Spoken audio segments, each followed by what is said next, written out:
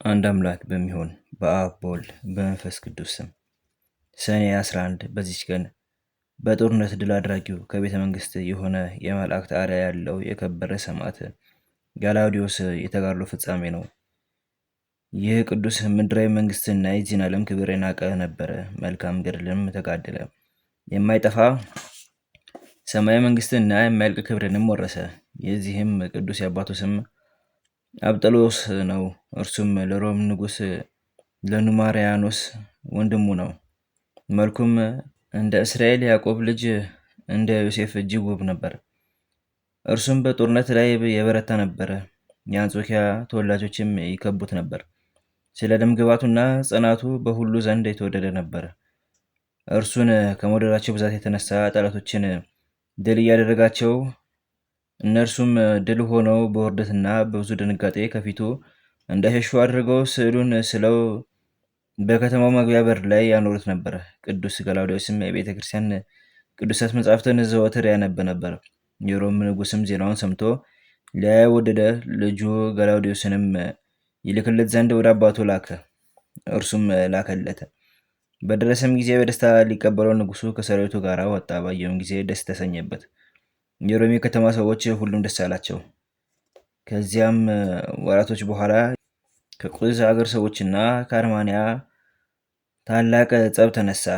ይህም ቅዱስ ገላውዴዎስ ክብር ይግባውና በጌታችን ኢየሱስ ታምኖ ወደ እነርሱ ወጣ። ድልም አደረጋቸው። ንጉሳቸውንም ያዘው፣ ጣዖቶቻቸውንም ሰባበራቸው። ከዚህም በኋላ አንጾኪያ ተመለሰ።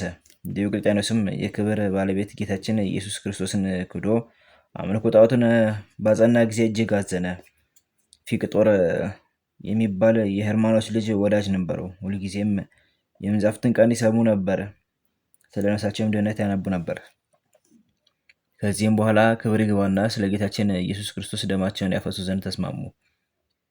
በዚያ ጊዜም ሰይጣን በሽማግሌ አምሳል ታያቸው። ያዘነላቸው መስሎ እንዲህ አላቸው፣ ልጆቼ ሆይ መልካሞች ጎልማሶች ናችሁ፣ የነገስታት ልጆችም ናችሁ። ስለ እናንተ እፈራለሁ፣ አዝንላችኋለሁ። እኔም ከንጉስ ጋር ተስማሙ ዘንድ ለአማልክትም ታጥኑ ዘንድ እመክራችኋለሁ። ሲያዛችሁም ትእዛዙን አትተላለፉ። እናንተም ክርስቶስን በቤታችሁ አምልኩት። ይህ ንጉስ ኃይለኛ ርኅራኄም የሌለው ጨካኝ ነውና አላቸው። ክብር ይግባውና ጌታችን ኢየሱስ ክርስቶስ ከእነርሱ ጋር የሚናገራቸው ሰይጣን እንደሆነ አስገነዘባቸው። ክፋትን ሁሉ የተመላህ የሐሰት አባት ሆይ ከእኛ ራቅ፣ አንተ ሁል ጊዜ እግዚአብሔርን ሕግ ትቃረናለህና አሉት። ያን ጊዜም መልኩን ለውጦ እንደ ጥቁር ባሪያ ሆነ። እንዲህም አላቸው፣ እነሆ ከንጉሥ አጣልቼ ደማችሁን እንዲያፈስ አድርጓለሁ። ሰይጣኑም ይህንም ብሎ ወደ ዲዮቅልጥያኖስ ሄዶ ፊቅጦርና ገላውዴዎስን ካልገደልካቸው በአንተ ላይ ይነሳሉ፣ አንተንም ገድለው መንግስትን ይወስዳሉ፣ እነርሱም የመንግስት ልጆች ናቸውና አለው። ስለዚህም ንጉሥ ወደ ቅዱስ ገላውዴዎስ ልኮ ወደ እርሱ አስመጣው። ለጣዖታቱም እንዲሰዋ ለመነው። የአባቱንም ሹመት ይሾመው ዘንድ ቃል ገባለት። ሰምቶም አልታዘዘለትም። ንጉሱም ክፉ ቃል ሊናገረው አልደፈረም። ቅዱስ ገላውዴዎስ ግን በድፍረት ይናገረው ነበር። ያለ መፍራትም ንጉሱንና የረከሱ አማልክቶችን ሰደበ። ሄርማኖስም ቅዱስ ገላውዴዎስን ወደ ግብፅ እንዲልከውና በዚያ እንዲገድሉት ንጉሱን መከረው። እርሱ እንደ ልጄ እንደ ፊቅጦር አመፀኛ ነውና። ንጉሱም ወደ እንዴናው ገዢ እንዲህ ብሎ ጻፈ፣ ገላውዴዎስ ትእዛዛችንን አልተቀበለም፣ ቃላችንንም አልሰማም። አንተም ወደ ትእዛዛችን ይመለስ እንደሆነ በብዙ ድካም ሸንግለው፣ ይህ ካልሆነ ራሱን በሰይፍ ቁረጥ። ቅዱስ ገላውዴዎስም ወደ እስክንድርያ የወሰዱት ዘንድ ንጉሱ እንዳዘዘ ባወቀ ጊዜ የእህቱ ባል የሆነ ስድራማኮስን ጠርቶ ክብር ይግባውና ጌታችንን በማመን እንዲጸና ወገኖችንም እንዲያጸናቸው አደራ አለውና በሰላምታ ተሰናበተው። ወደ እንዴናው ገዥ ወደ አርያኖስም በደረሰ ጊዜ አርያኖስ አይቶ ደነገጠ።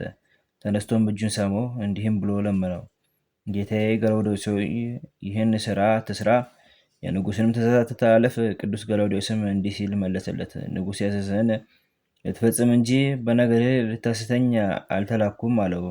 መኮንንም እስከሚቆጣ ድረስ እንዲህ እርስ በርሳቸው ይነጋገሩ ነበር። በመኮንኑም እጅ ጦር ነበረ። ቅዱስ ገላውዴዎስንም ወጋው። ነፍሱንም ክብር ይግባውና በጌታችን እጅ ሰጠ። በመንግስተ ሰማያትም የሰማዕትነትን አክሊልን ተቀበለ። ምዕመናንም መጥተው የቅዱስ ገላውዴዎስን ስጋ ወሰዱ፣ በመልካም አገናነዝም ገነጹት።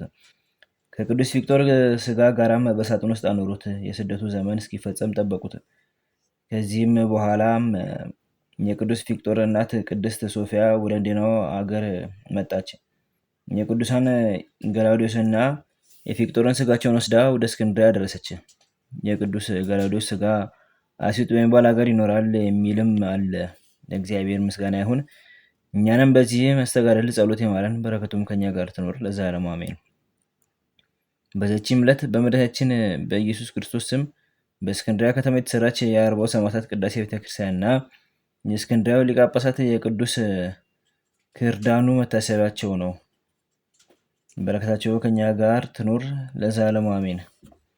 አንድ አምላክ በሚሆን በአብ በወልድ በመንፈስ ቅዱስ ስም ሰኔ 12 በዚች ቀን የከበረ የመላእክት አለቃ የመልአኩ የሚካኤል የመታሰቢያ በዓል ይከበራል። ዘአቅረብኩ ማሕሌተ ዘኪር አእላፈ ዘምዱከ ዘልፈ ለላ አነብብ ተወከፍ ዘኔቴ መጽሐፈ እንተረሰ እግዚኦ ጸድቀ ምልት ወኮፈ እምላቡ ቡላን ዘተርፈ ነቢያት፣ ቅዱሳን፣ ሐዋርያት፣ ሰባክያን፣ ሰማዕታት ወጻድቃን፣ ደናግል፣ አዲ ወመነኮሳት ሄራን ባርኮ ባርኮ ጉባኤ ዛቲ መካን እስከ ደገ ይልቅ ውስጣን ለጻፈው ክርታስ ወለዛ ጻፈውን ዘደርስ ወለዛ አምቦ ስትርጎን ሳዲስ ወለሰማ ቃሎ በዝናፈስ ጸሎተሙ ማርያም አረቂተ ኩሎ አምባስ ወሬ ማረነ ኢየሱስ ክርስቶስ በቅዱሳኑ ጸሎት ጠብቀን በረከታቸውን ከኛ ጋር ትኑር። ኦ አምላክነ በከመ ንትከ ዋኮ በከመ አበሳነ አቡነ ዘበሰማያት